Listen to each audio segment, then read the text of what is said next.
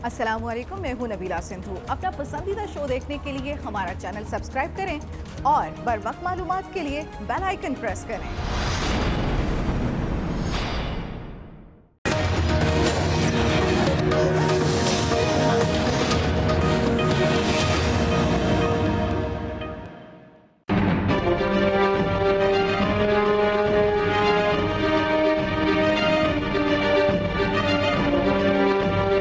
अल्लाह ताला का लाख लाख शुक्र है कि मियां नवाज शरीफ साहब की अदालत उज़्मा ने ज़मानत की है। 6 हफ्ते के लिए उसका करम है अल्लाह ताला का कि उनकी ज़मानत हुई है। वो घर आएंगे, इलाज का सारा इंतजाम करेंगे। हम अदालत उज़्मा के इस फैसले को हम दिल की गहराइयों से उसको सराहते हैं।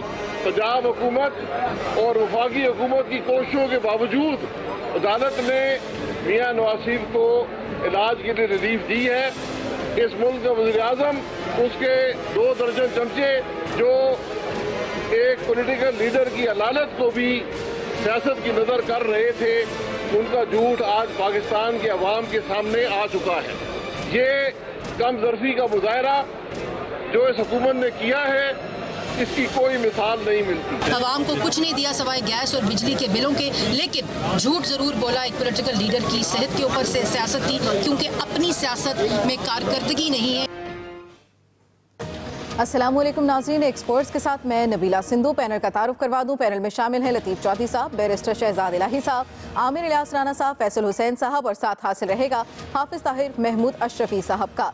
बात होगी अडयाला जेल में कैद साबिक वज़ीर आज़म को खुली फिजा में मर्जी का इलाज कराने के लिए आर्जी रिलीफ मिल गया है। आज सुप्रीम कोर्ट के 3 रुकनी बेंच ने नवाज शरीफ की तिब्बी बुनियादों पर सजा मुअत्तल करने की दरख्वास्त की समाअत की।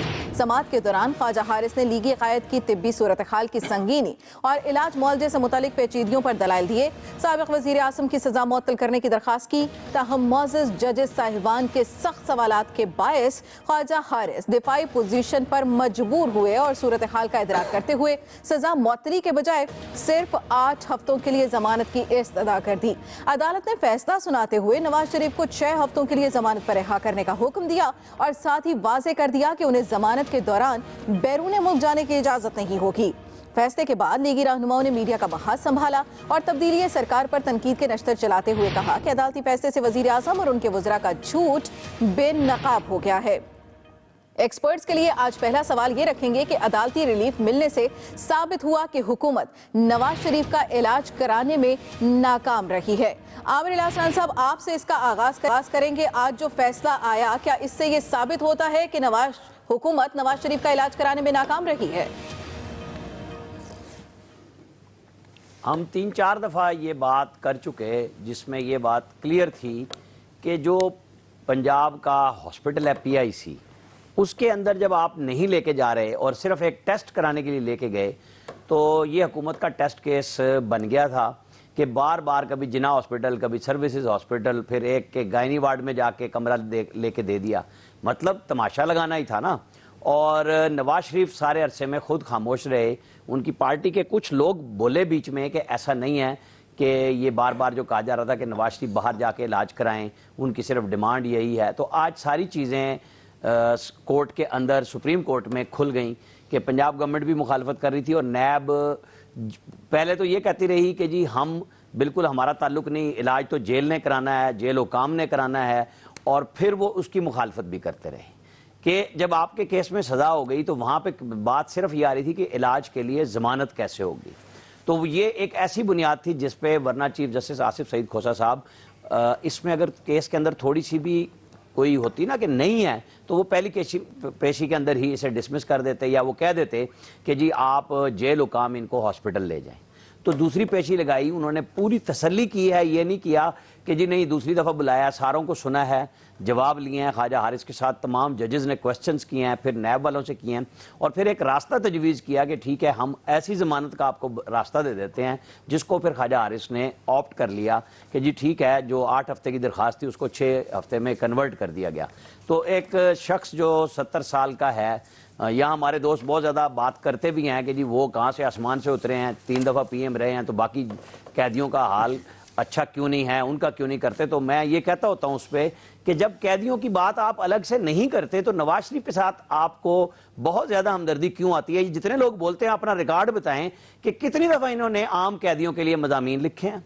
जो लोग धाड़ते हैं टेलीविजन पे आके कि जी इस शख्स के लिए ही क्यों, क्या कोई भी शख्स जो वकील कर सकता है वो अदालत में नहीं जा सकता? वो कहीं और गए हैं, सजा भी तो अदालत ने दी है और जमानत भी अदालत ने दी है। तो हमें यह सोचना चाहिए कि जिस शख्स की पाकिस्तान के लिए भी खिदमत है, अगर वो तकलीफ में है और वो रेमेडी के लिए अदालत में जा रहा है, वो किसी एनआरओ के लिए नहीं गया जिसको इमरान खान साहब बार बार, कल भी जब हम गए थे उनसे मुलाकात हुई तो वो यही कह रहे थे कि हम ब्लैकमेलिंग में नहीं आएंगे और हॉस्पिटल में हमने इलाज के लिए ऑफर किया है। तो वो सारी ऑफर्स तो आज खुल गई कोर्ट के अंदर। शाहिद खाकान अब्बासी की आपने शॉर्ट भी सुना दी। अब ये जवाब हुकूमत पाकिस्तान यानी फेडरल गवर्नमेंट और पंजाब की गवर्नमेंट पे आता है कि वो क्या कहते हैं, सिर्फ कबूल कर लेना नहीं। तो फिर इतने दिन से जो बातचीत हो रही थी, ट्वीट्स हो रहे थे, वो क्या थे और असल क्या निकला? ठीक है बैरिस्टर साहब, जिस तरह से हम फैसले के बारे में बात कर रहे हैं, आज जो फैसला आया है इसके पीछे मुहर्रिकात क्या है? ऐसा फैसला क्यों दिया गया? क्या इसकी एक रीजन ये भी देखी जा सकती है कि जो नून लीग की जानिब से इल्जामात लगाए जा रहे थे कि इलाज मुआवजे की सहूलियतें जो हैं, सहूलतें वो ठीक तरह से नहीं दी जा रही हैं? देखिए, आई थिंक ये दो बिल्कुल मुख्तलिफ चीज़ें हैं। जो नवाज शरीफ साहब जिस दौरान जेल में हैं, उनकी जो ट्रीटमेंट होनी है उसकी ज़िम्मेदारी तो वाकई स्टेट की ज़िम्मेदारी है, और वो अगर प्रिजन के हॉस्पिटल में नहीं हो सकती, उनको बाहर हॉस्पिटल में ले जाकर करानी है, किस हॉस्पिटल में करानी, सारा पूरा प्रोसीजर है। मुझे जहाँ तक समझ है, इतना मैंने फॉलो नहीं किया, लेकिन आई बिलीव कि गवर्नमेंट ने कुछ ऑफर्स दी थी कि जी आप अपनी मर्ज़ी के हॉस्पिटल में करा लें। अब वो उन्होंने इम्प्लीमेंट की नहीं की, मैं इन बारीकियों में तो नहीं जाना चाहता, मुझे नहीं फैक्ट सही तरीके से पता। अगेन जो फैसला आया है, फैसला तो बड़ा मुख्तसर सा है, 4 पेज का फैसला है, और वो उन्होंने बुलेट पॉइंट्स में कंक्लूड कर दिया सारी फैक्ट्स लिख कर कि ये कि 6 हफ्ते के लिए इनको फैसला सस्पेंड कर रहे हैं। उन्होंने ना सिर्फ बाहर जाने से रोका है, उन्होंने ये भी लिख दिया कि कोई और भी इजाज़त नहीं दे सकता, मतलब ना वो जाएंगे ना इजाज़त दी जाएगी उनको जाने की, और ये 6 वीक्स के अंदर ऑटोमेटिकली ये बेल ख़त्म हो जाएगी and he has to surrender himself to the custody. इस दौरान उनको उन्होंने खुली छूट दी है कि पाकिस्तान में कहीं भी किस तरह भी वो करना चाहें वो अपना इलाज करा सकते हैं। अच्छा, कुछ अखबारात ने प्रोसीडिंग्स अलबत्ता रिपोर्ट की हैं, अब वो सही हैं गलत हैं, but they are on the record. आप डॉन देख लें, आपका अपना अखबार है ट्रिब्यून, उन्होंने कुछ थोड़ी सी उन्होंने गुफ्तगू जो नोट की है वो अगर दुरुस्त है तो वो आपके सवाल पर भी थोड़ी रोशनी डालेगी कि ये ऑफर सुप्रीम कोर्ट ने भी अपेरेंटली ड्यूरिंग द प्रोसीडिंग शायद की कि बेल के बजाय हम कह देते हैं कि जी while you are under arrest आपका इलाज जिस मर्जी हॉस्पिटल में आप कराना चाहें पाकिस्तान में कराएं। तो उनके जवाब में जो उनके वकील ने, अगेन जो रिपोर्टेड है इन द न्यूज़पेपर, उन्होंने कहा कि जी वो मेंटल स्ट्रेस ऑफ इनकासरेशन के दौरान जो भी इलाज होएगा वो मैसर इलाज नहीं होएगा। सो ये एक फैक्टर शायद अदालत की जहन में आया हो कि जी वो इलाज जो है, स्ट्रेस भी एक मेडिकल फैक्टर ही है ना, और ख़ास तौर पर अगर एक इंसान जिस तरह राना साहब ने कहा 70 साल उम्र है एंड काफ़ी ज़्यादा लंबी हिस्ट्री ऑफ एलिमेंट्स है, तो एक एडेड आप उसमें फैक्टर डाल दें तो इलाज मैसर ना हो और इलाज भी करा लें, तो शायद ये फैक्टर आया हो। अब जो भी वजह है उन्होंने उनको इजाज़त दे दी है कि पाकिस्तान में जहाँ मर्जी वो इलाज कराना चाहें करा लें। ठीक है, एंड आई थिंक ये मुनासिब भी रहा, बिकॉज देखिए हर ये इशू बहुत कंट्रोवर्शियल हो गया, और जिस तरह आप अभी राना साहब ने भी बात की कि एक आम पाकिस्तानी जो मुलजिम है या मुजरिम है उसकी सेहत के ऊपर आप जैसे टीवी चैनल शोज़ नहीं करते, हम जैसे लोग बैठ कर तबसरे नहीं करते, तो वो पता नहीं कितने लोगों के साथ क्या क्या ज़्यादतियाँ हो रही हैं ज़ेर इलाज, और वो कितने लोग सर्वाइव कर रहे हैं नहीं कर रहे, हमें फैक्ट्स स्टेटिस्टिक्स नहीं पता। लेकिन हर मेडिकल प्रोसीजर में रिस्क होता है, कोई रिस्क फ्री प्रोसीजर होता नहीं। इस उम्र में इस कंडीशन में रिस्क और भी ज़्यादा है। तो अगर हुकूमत बेशक उसी हॉस्पिटल में इलाज करवाती जहां मियाँ साहब आप जाकर करवा लेंगे अपनी मर्जी से, अगर हुकूमत करवाती, खुदा ना खास्ता कोई इनको ज़्यादा तकलीफ पहुंचती या ये सर्वाइव ना करते, गॉड फॉरबिड, तो हुकूमत के लिए बड़ा एक मुश्किल जो है वो लम्हा हो जाना था। बेहतर ये है कि अपनी रिस्क पर अपनी मर्जी से कराएं, उसका हम दुआ करते हैं कि वो सेहत मिले, लेकिन खुदा ना खास्ता कोई नुकसान पहुंचे तो फिर उसकी जिम्मेदारी भी खुद ही उठाएं। ठीक है अशरफी साहब, आज जो फैसला आया है इस फैसले से कितना बड़ा रिलीफ मिला है नवाज शरीफ को, और क्या ये बड़ा रिलीफ बन पाएगा? बिस्मिल्लाहिर्रहमानिर्रहीम, नहमदुहु व नुसल्ली व नुसल्लिमु अला रसूलिल करीम। देखिए, आगाज तो हुआ है और अब देखें ये बात कहाँ तक जाती है। एक अच्छी बात है इलाज होना चाहिए और एक अच्छी मिसाल बने। मेरे भाई आमिर इलियास राना साहब कह रहे थे, बिल्कुल हर एक को इंसाफ भी मिलना चाहिए, हर एक को इलाज भी मिलना चाहिए। लेकिन पाकिस्तान की सियासत में मेरा ख्याल है अब माहौल जो है वो अगले 2-4 दिन में पता चल जाएगा कि किस तरफ जाता है। क्या एक मरतबा फिर पाकिस्तान पीपल्स पार्टी जो है वो तनहा रह जाएगी या इस बार के वादे वफा जो हैं वो पूरे होंगे, देखना तो ये होगा। लेकिन बहरहाल मियाँ साहब का इलाज होना चाहिए, इस पर सियासत नहीं होनी चाहिए और इस पे ना हुकूमत को सियासत करनी चाहिए, ना मुस्लिम लीग नवाज को सियासत करनी चाहिए। बाकी मामला अदालत के हैं, लेकिन एक बात आज मैं कहूँगा, ये वही जज हैं जिनके मुतालिक क्या कुछ कहा गया था, आज उन्हीं जजों ने मियाँ साहब को रिलीफ दिया है। तो फिर जो नुक्ता नज़र मुस्लिम लीग नून ने एक अपनाया था इन जजों के बारे में, आज उनको मेरा ख्याल है वो चेंज करना पड़ेगा और आज उनको ये बात कहनी पड़ेगी कि नहीं, मुमकिन है उस वक्त भी कोई जाती तासुबात ना हो, उस वक्त भी जो उन्होंने समझा अच्छा फैसला दे दिया, आज भी जो समझा दे दिया। तो ये मेरा ख्याल है कि एक चीज है जो देखेंगे हम कि अब ऊंट किस करवट बैठता है। ठीक है फैसल साहब, तमाम तर नजरें जो थी वो अदालतों की जानिब ही लगी हुई थी कि हुकूमत रिलीफ नहीं दे सकती, रिलीफ अदालत से ही मिलना है, जो भी फैसला करना है वो अदालत नहीं करना। लेकिन इल्जामात हमने दोनों जानिब के देखे, आज के इस फैसले से किसके मौक़िफ़ को तक़वियत मिली है? देखिए नबीला, पहले तो आपका जो बुनियादी सवाल था ना, उस सवाल की आप जो है ना वो तस्हीह कर लें। नवाज शरीफ को जो ज़मानत हुई है, जो रिपोर्ट हुआ है मीडिया पे, तो उसके मुताबिक उनको जो ज़मानत जो है वो बीमारी और इलाज की वजह से नहीं हुई। उनको जो ज़मानत दी मांगी है, उनके वकील ने जो ज़मानत मांगी है, वो क्या है, उनका जो मुवक्किल है वो बहुत जहनी दबाव में है, जहनी दबाव की वजह से जो है उनको ज़मानत हुई है। बहरहाल ये बहुत ही जो है खुशाइन फ़ैसला है, इस फैसले को जो है बिल्कुल जो है वेलकम करना चाहिए। ये खुशाइन फ़ैसला सिर्फ नवाज शरीफ के लिए नहीं है, बल्कि ये खुशाइन फ़ैसला जो है मुल्क भर के तमाम कैदियों के लिए जो है ये बहुत ही खुशाइन फ़ैसला है। उन तमाम कैदियों को अब ये है, ये एक मिसाल मिल गई है कि इस मिसाल की बुनियाद पे जो है वो जो है दरख्वास्त ज़मानत जो है दायर कर सकते हैं। पहले वो कोशिश करें कि उनको दिल का अर्जा है, अगर वो वहाँ बात ना बने तो कोशिश करें कि गुर्दों में मसला है, अगर वो वहाँ भी अगर उनकी कोई बात ना बने तो बोलें वो जहनी दबाव में है। तो इस बुनियाद पर नवाज शरीफ के केस में इस तरह फैसला हुआ है, इस बुनियाद पर जो है उनको जो है ज़मानत मिल सकती है 6 हफ्ते के लिए, किसी को 2 साल के लिए, क्योंकि बाकी कैदी जो है उनके जुर्म जो है नवाज शरीफ के जुर्म से बहरहाल बहुत छोटे हैं। नवाज शरीफ पे तो कौमी खजाने लूटने का इल्ज़ाम है, उन पर जो इल्ज़ाम है तो वो तो ज़ाती नौइयत के, उससे इनफरादी अफराद मुतासर हुए, जबकि नवाज शरीफ के अमल से तो पूरी कौम मुतासर हुई थी।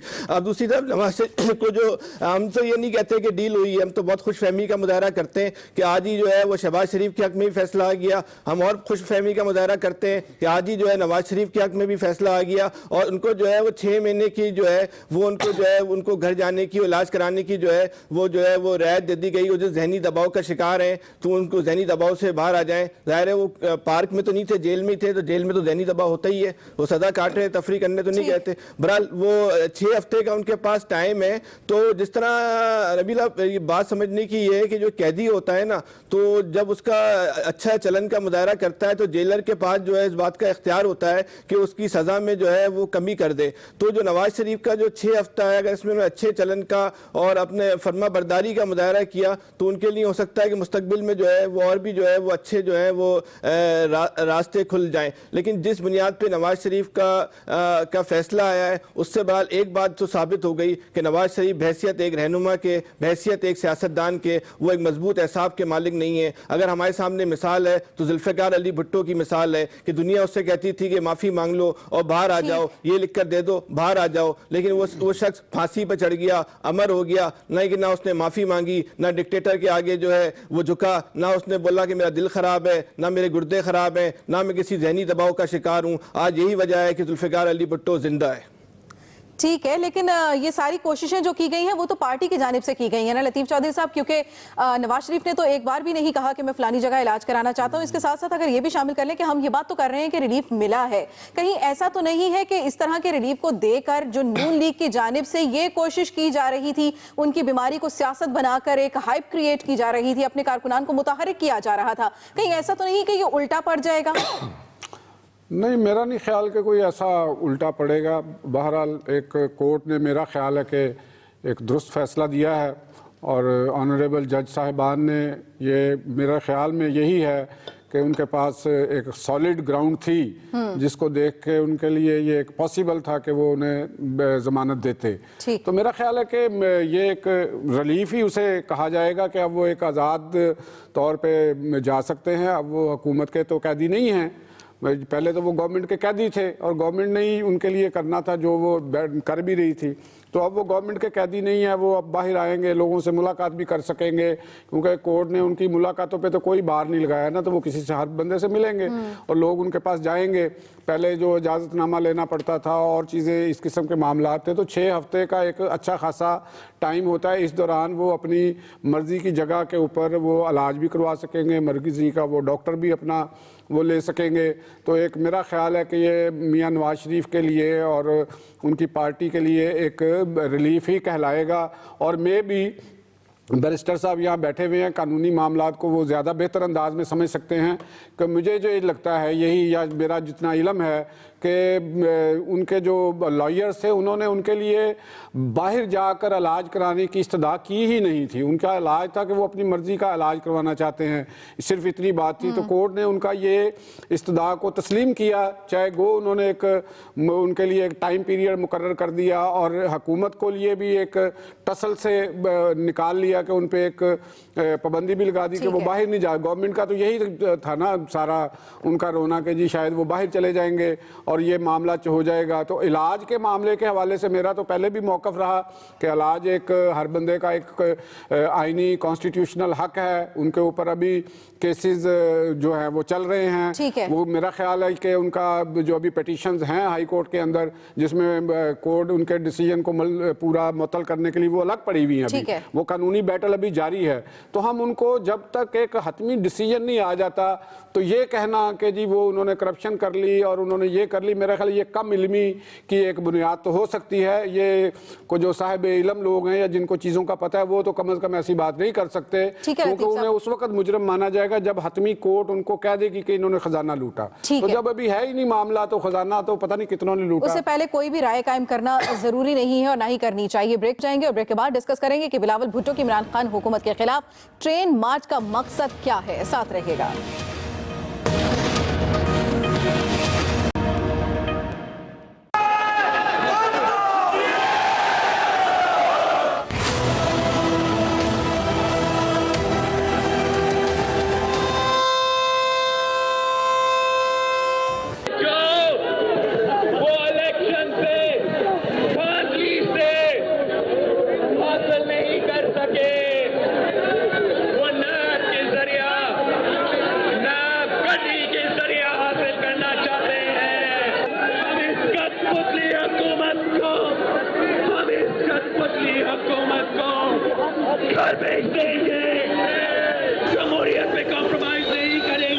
वो लोग जो ये समझ रहे हैं कि पाकिस्तान पीपल्स पार्टी जो है ख़त्म हो गई है और अपने तौर पे प्रोपेगेंडा कर रहे हैं, उनको समझ आएगा कि पीपल्स पार्टी के कारकुन को आपने अभी छेड़ा है।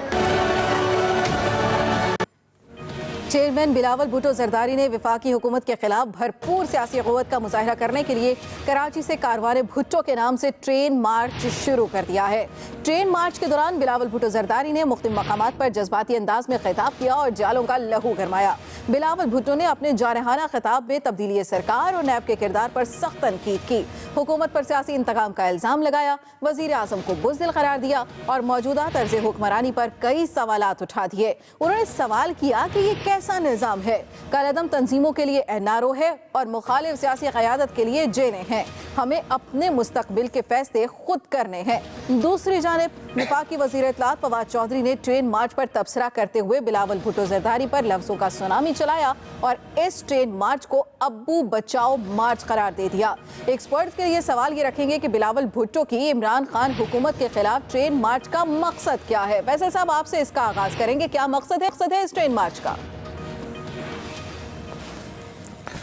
मकसद तो ये आप यूँ समझ लें कि जब बिलावल भुट्टो ट्रेन में थे, जब शहबाज शरीफ के हवाले से और नवाज शरीफ के हवाले से फैसले आए, उनको ट्रेन में जब इतला मिली होगी लाजमी तौर पे जो है बिलावल साहब ने जो है जरदारी साहब को कॉल की होगी और कॉल करके कहा होगा, लगता है कि नवाज शरीफ ने एक दफ़ा फिर हमारे साथ जो है वो हाथ कर दिया है, हमें ट्रेन मार्च में लगा दिया और खुद शायद वहाँ पे जो है वो डीलिंग कर ली। लेकिन बुनियादी तौर पे देखें, ये ट्रेन मार्च जो है वो भी जो है वो मावराए अकल है। पीपल्स पार्टी की तरफ से किसी की तर्ज हुक्मरानी पे एतराज़ करना और उसकी तर्ज हुक्मरानी पे सवाल उठाना, इससे बड़ा कोई लतीफ़ा नहीं हो सकता। जिस पार्टी की जो है वो सिर्फ सिंध के अंदर जो है वो 3 साल तीसरी लगातार गवर्नमेंट हो, उस सूबे में पानी नहीं है, तालीम नहीं है, दवाएं नहीं है, अस्पताल नहीं है, सड़कें नहीं है, उस सूबे का जो सबसे बड़ा शहर है कराची जो पूरे पाकिस्तान को पालता है, उस शहर की जो शनाख्त है पूरी दुनिया में वो कचरा है। इस शहर की जो पहचान है वो कचरा है। तो वो पार्टी जो है वो किसी और के ऊपर जो है वो तर्ज हुक्मरानी का जो है तर्ज हुक्मरानी पे एतराज़ करे या सवाल उठाए, इससे बड़ा तो कोई लतीफ़ा नहीं हो सकता। देखिए, पीपल्स पार्टी बनी 1967 में, तकरीबन जो है वो 52-53 साल पीपल्स पार्टी को जो है वो बने हुए हो गए। उस वक्त भी पीपल्स पार्टी का जो नारा था वो था रोटी कपड़ा और मकान। आज भी पीपल्स पार्टी का नारा है रोटी कपड़ा और मकान। तो जिस पार्टी जो कई दफ़ा इक़्तिदार में आ चुकी और उसका नारा वही रोटी कपड़ा और मकान हो, तो पीपल्स पार्टी की नाकामी की जो है वो इससे बड़ी कोई दलील, इससे बड़ा कोई सबूत नहीं हो सकता कि जो इतनी दफ़ा इक़्तिदार में आने के बावजूद रोटी कपड़ा मकान, मतलब बुनियादी ज़रूरत, इंसान की बुनियादी ज़रूरत, ये उसके बाद जो बाकी आइटम लग्जरी में आ जाते हैं, रोटी कपड़ा मकान तो बुनियादी ज़रूरत है। तो जो पार्टी अपने सूबे के लोगों को जो दिलो जान से उससे मोहब्बत करते हैं और दिलो जान उस पर हर वक्त निछावर करने को तैयार हैं, उनको रोटी कपड़ा मकान दे सके तो उसको जो है फिर मजीद किसी के ऊपर जो है एतराज़ करने का कम से कम कोई इखलाकी जो है वो हक नहीं पहुंचता। ठीक है फैसल साहब, आपका पॉइंट आ गया। अशरफी साहब, आपको क्या लग रहा है पीपल्स पार्टी क्या करने जा रही है? क्या कोई प्रेशर डेवलप करने की कोशिश की जा रही है इस ट्रेन मार्च से?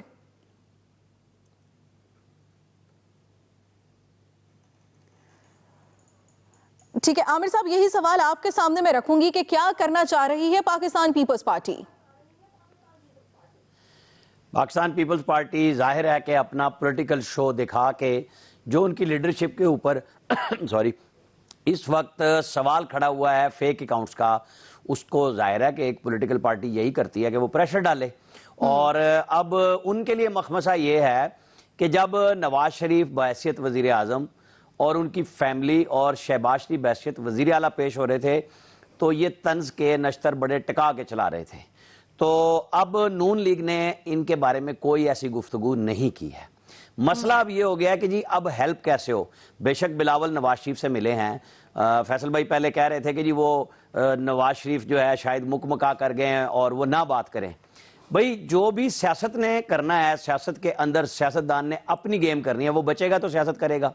पहली बात, उसकी जमानत का केस हो, हमारा ठट्ठा लगाना बनता है, हमारा राइट है, हम मीडिया में बैठे हैं जो मर्जी कर लें, लेकिन ये उसकी हिकमत अमली उस पर है। बिलावल साहब ने जाके जो भी रिक्वेस्ट किया है, ये सियासी मुलाकात थी, बिल्कुल कोई तिब्बी बुनियादों पे मुलाकात नहीं थी, और वो गए थे अपनी हेल्प लेने के लिए।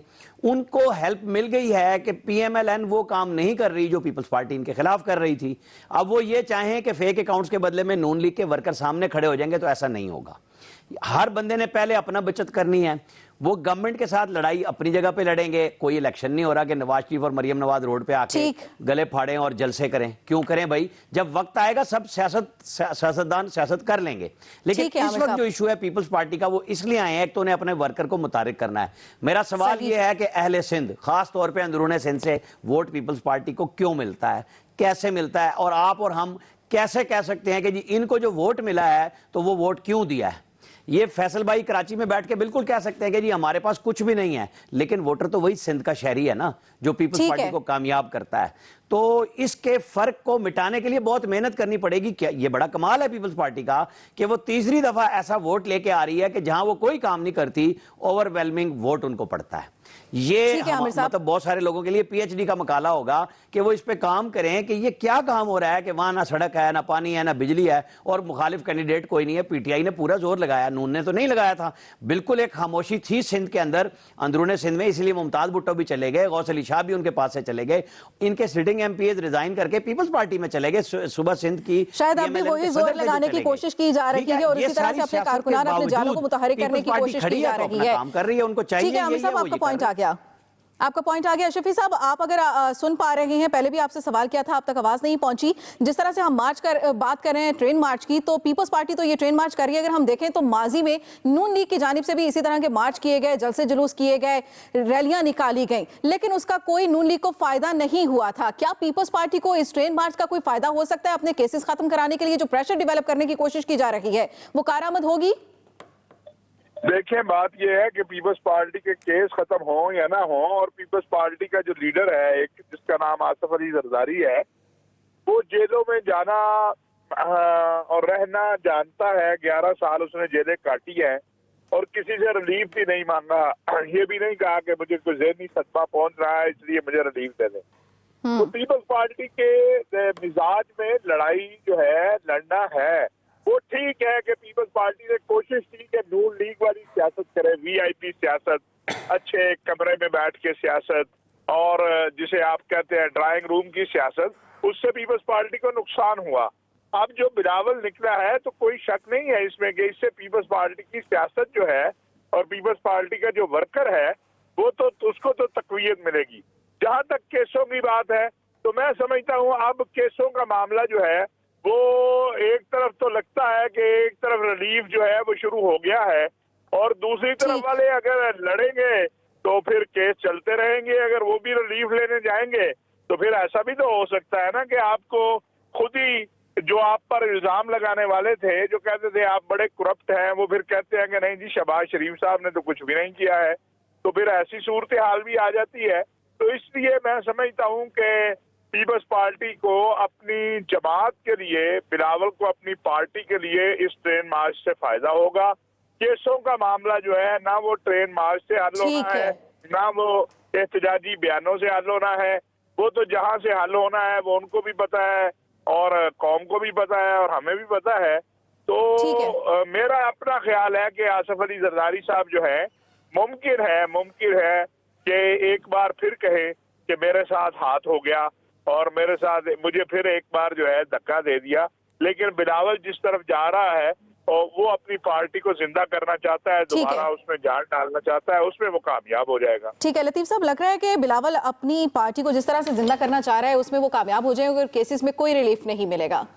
नबीला, एक बात तो पाकिस्तान की जो सियासत है उसमें ये तय है कि जो एक प्रोग्रेसिव पार्टी का जो एक खला है, जो पीपल्स पार्टी का जो मंशूर था, जिसके लिए वो उसकी बुनियाद पड़ी और जो उसने आगे लेके चला और उसमें नशेबो फराज भी आए, तो मेरा ख्याल है कि अगर वो खला को पुर किया जाए तो अब पाकिस्तान के अंदर अवाम की अक्सरियत आज भी एक ऐसी गवर्नमेंट चाहती है जो इस माशरे को खोले, इस माशरे की इंतहा पसंदी का मुकाबला करने की उसके पास ताकत हो। देखें, ताकत दो तरह की चाहिए इंतहा पसंदी का मुकाबला करने के लिए। एक तो ताकत है कि आप स्ट्रॉन्ग उनके खिलाफ इंतजामी मैयर्स ले लें।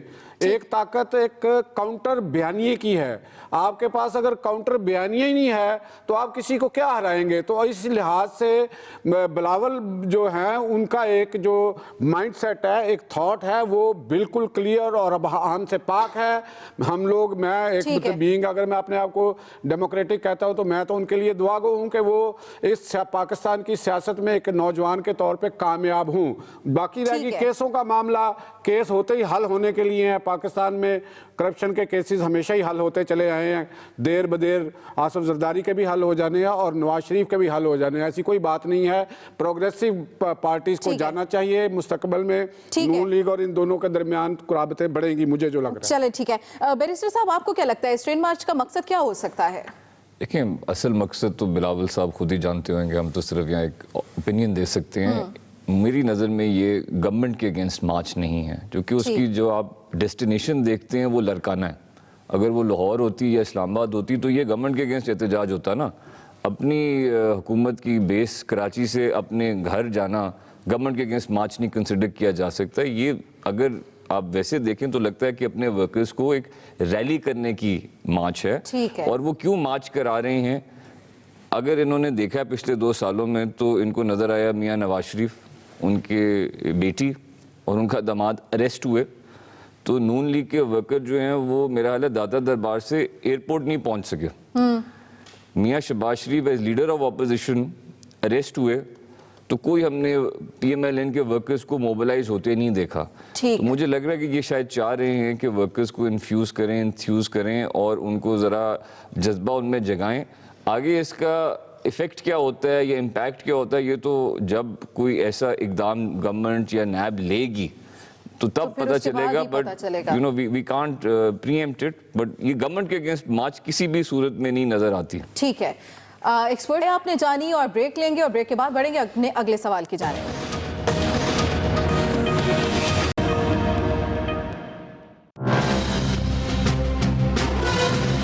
हमें अपने झंडे के सभी रंग अजीज और हमें अपने झंडे के सफेद रंग का भी उतना ही एहतराम है। हम इंशाअल्लाह ताला अपनी अक़लियतों के साथ खड़े हैं, हम वीकर ग्रुप्स के साथ खड़े हैं।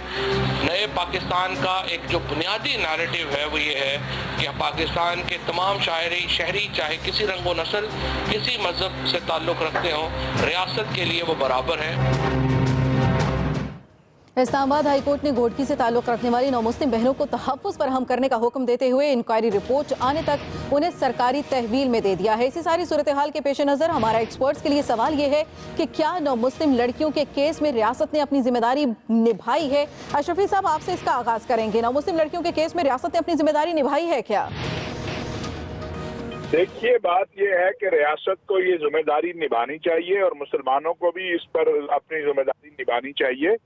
बात यह है, अगर कुर्बान होता है तो बिल्कुल इस्लाम जो है उसको वेलकम करता है, लेकिन जबर की बुनियाद पर किसी को मुसलमान बनाने का इस्लाम को शौक नहीं है। ठीक है, वो बच्चियां अदालत में आई हैं और जब हम इस्लामी नजरियाती कौंसिल में थे तो हमने यही कहा था कि ये बच्चियों को आजाद फिजा दी जाए, कोई भी बच्ची जो इस्लाम कबूल करती है या बच्चा करता है, ताकि वो बता सके वाकई वो मुसलमान दीन इस्लाम की मोहब्बत में हुआ है, पढ़ के हुआ है, उसके हक्कानियत से मुतासिर होके हुआ है या जबर से हुआ है।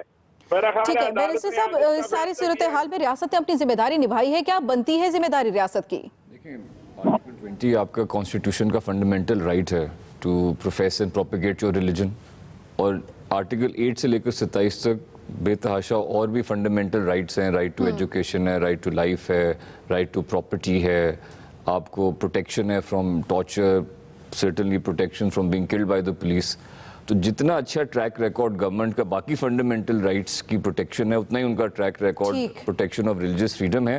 प्रॉब्लम यहाँ ये अक़लियतों की नहीं है, प्रॉब्लम यहाँ एक सोशल क्लास की है, जो बेचारी डाउन ट्रॉडन क्लास है, जो गरीब है, जो अवाम है, जो मेजॉरिटी है, वो जिस मर्जी मजहब की हो, स्टेट उनको कोई प्रोटेक्शन नहीं ऑफर करता। ये जो लोग ऐवानों में बैठे हैं, ये आज किसी अक़लियत के साथ ये हुआ है तो वो इस वक्त अपनी हमदर्दी उनके साथ जता रहे हैं, किसी और तबके से होएगा उनके साथ हमदर्दी जताएंगे।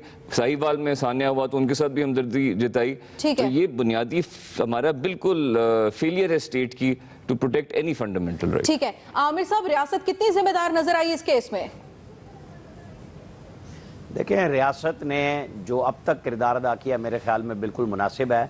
वज़ीर आज़म ने भी उस पर फ़ौरन एक्शन लिया, रिपोर्ट्स भी मांग ली, और फिर जिस तरीके से आज हाई कोर्ट ने इन बच्चियों की सिक्योरिटी, तहफ़्फ़ुज़ सब यकीनी बनाने के लिए एकदम अहकामात लगाए हैं, जिसमें डॉक्टर है, जिसमें SP की सतह की सिक्योरिटी मौजूद है, और रसूल अकरम सल्लल्लाहु अलैहि वसल्लम के 2 खुतबात के हवाले दिए हैं। तो हमारे लिए तो ये सबसे बड़ी चीज़ें हैं ना कि ये तहफ़्फ़ुज़ है। फिर वो हाई कोर्ट में उन बच्चियों का भाई और फिर कृष्णा कुमारी जो सेनेटर हैं, उन्होंने भी वजारत दाखिला से कहा हुआ है कि इन बच्चियों से मिलने दिया जाए। तो जब सुप्रीम कोर्ट ने, हाई कोर्ट ने ये कह दिया है, तो ये सारे चीज़ें मुकम्मल होंगी। मेरे ख्याल में ये बेहतरीन रास्ता है कि वो पेरेंट्स भी मिले उनसे, उनका भाई भी मिले, सुन लें, और अदालत में जब बयान आएगा तो सामने सारी सूरत हाल खुल के आ जाएगी। ठीक है, फैसल साहब, आपका क्या पॉइंट ऑफ व्यू है? देखिए, एक तो इश्क और मोहब्बत होता है ना, ये ज़बान देख के, मज़हब देख के और उम्र देख के नहीं होता। हिंदुस्तान के जितने बड़े अदाकार हैं, शाहरुख खान, आमिर खान, सैफ यार खान, उन सबकी बीवियाँ तो हिंदू हैं, उन्होंने तो अगवा करके उनको शादियाँ नहीं की थी। अब इन बच्चियों की जो तस्वीर, इसमें भी 2 स्कूल ऑफ थाट है। अगर इन बच्चियों की जो तस्वीर सामने आई हैं वो इतनी हंसती मुस्कुराती हैं, उन तस्वीर से ऐसा महसूस होता नहीं है कि इनको अगवा किया गया है। लेकिन अगर इनको अगवा किया गया है और जबरी तौर पर इनका मज़हब तब्दील कराने की कोशिश की गई है, तो ये शरई तौर पर भी और पाकिस्तान के कानून के तहत भी जो है वो काबिल गिरफ्त अमल है, वो काबिल सजा अमल है। ठीक है, लतीफ साहब। मेरा ख्याल है कि ये सिंध में ये खासा पुराना ये सिलसिला चल रहा है, और रियासत ने जितना आज कुछ किया, अगर बहुत पहले वो कर लेती या सूबाई हुकूमतें इस मामले से करती, एक फ्यूडल लॉर्ड्स का एक जो हमें माशरा है, वहाँ कमज़ोर कम्युनिटी की जो विल है उसको दबाना बहुत आसान होता है। तो पाकिस्तान के जो इंटेलेक्चुअल्स हैं, पाकिस्तान के जो बाअसर तबके हैं, उनको ये चीज़ें ज़रूर सोचनी चाहिए कि पाकिस्तान अब उस मुकाम पे आ गया जहाँ पे अकलीतों के हवाले से हम इंटरनेशनली भी दबाव नहीं बर्दाश्त कर सकते। इस केस को टेस्ट केस बनाना चाहिए और जबरन कोई काम नहीं किया जाना चाहिए। ठीक है, किसी को नहीं होनी चाहिए। एक्सपर्ट्स की राय आपने जानी। आज के लिए इतना ही, दीजिए इजाजत, अल्लाह के बाद। अस्सलामुअलैकुम, मैं हूं नबीला सिंधु। अपना पसंदीदा शो देखने के लिए हमारा चैनल सब्सक्राइब करें और बर वक्त मालूमात के लिए बेल आइकन प्रेस करें।